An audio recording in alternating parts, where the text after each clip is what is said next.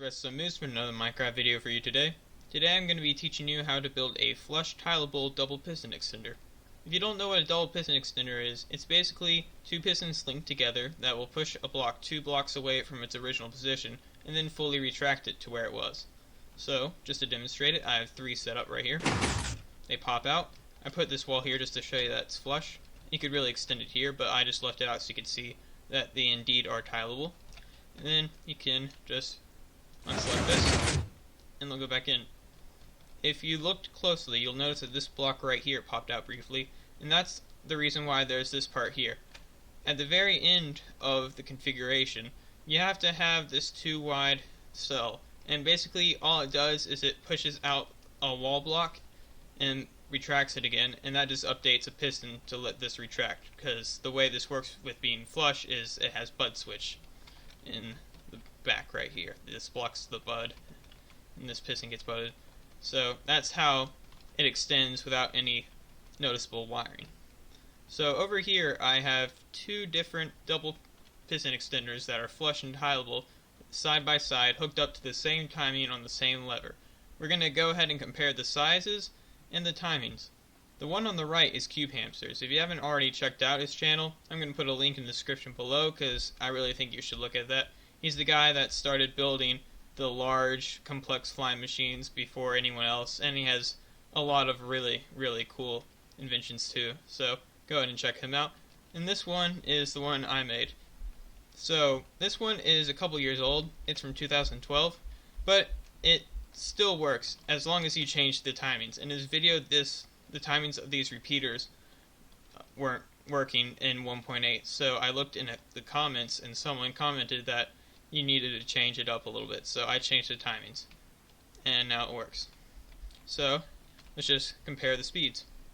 If you'll notice, his takes a little longer to extend, and that's because his monostable circuit up here is inverted. Now let's look at the retraction. Mine also did a little bit of a faster retraction, but they're both very fast. The downside of my design is this 2 wide cell. It could be a problem if you're really wanting to be on the small side of things, and also it involves this block coming out right here, and that is, I don't know if you would consider it visually unappealing, but also if you wanted to have this as a floor, it could become a problem because it can't extend if this block's already here.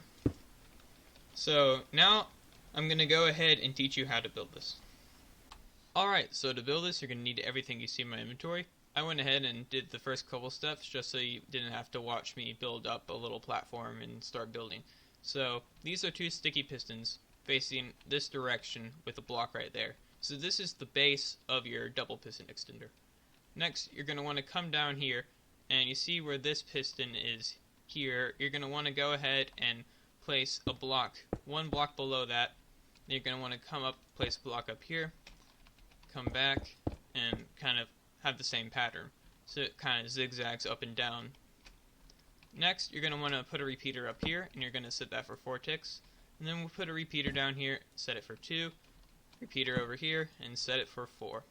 So what this whole system is this is the timings to extend this piston and this piston. Well, not this piston. So, sorry, let me reword that. So it extends this piston, and then when it retracts, this piston extends. So it does extend it, but only when it retracts. And the reason why it needs to extend is so it can get this block right here. You'll see it work in a second. But next, we want to come up here and place a piece of dust right there. So the way I powered this circuit is using sticky pistons and blocks of redstone. And I figured this was a good, quick way to do it. So, as you can see, it pushes it out, and it goes back in. And what I talked about earlier is when it needs to extend again. If you notice, when it retracts at first, it doesn't take this block with it. So this needs to still be powered. That way, when it goes over it, it can retract again. But this is should be powered for a little bit, because then it retracts again and it completes the process. It's complicated, but it works. So next, we're going to want to come over here, put a block right there, jump on down, and oh, I'm sorry guys, I left out a block. My fault. You're going to need a slab. And the reason why it's important to use a slab is because slabs do not power pistons, and you do not want to power this piston by accident. So we're going to go ahead and put dust up there, dust down here. Then we're going to go ahead and put a block right on top of, actually, almost had me again. We're going to want to put, actually no, we can put a block there, won't butt it. Sorry guys. So you put a block right on top of that, then you put a repeater, then you come up here, and you put another block. So, right now the main part of it's complete, but I'm going to demonstrate it going right now without the 2 wide cell that's over here, just so you can see what happens without it. So without it, it extends fine. But, if you notice, it doesn't take this block with it. And the reason for that is because it's still butted when it's fully extended, and this piston fails to retract. So it doesn't take the block with it when they both retract. That's why this cell's needed to update it. So we're going to go ahead and place a sticky piston here with a block right there. You only need to build this once, by the way. And put another block right there. Dust on top of here. Block on top of that. And then come up here. And this is a solid state monostable circuit. And the way this works is, instead of inverting it, this only flashes when it turns off. So this is also why it's a little faster when opening than Cube Hamster's, is because he's using the traditional method of a piston with another repeater coming out of it.